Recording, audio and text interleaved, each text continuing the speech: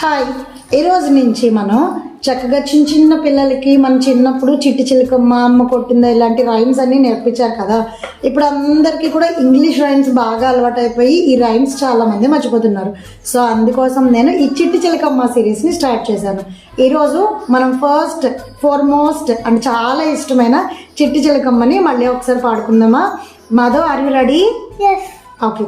చిట్టి చిలకమ్మ అమ్మ కొట్టిందా, తోటకెళ్ళావా, పండు తెచ్చావా, గూట్లో పెట్టావా, గుటుక్కు మింగావా, గూట్లో పెట్టావా, గుటుక్కు మింగావా.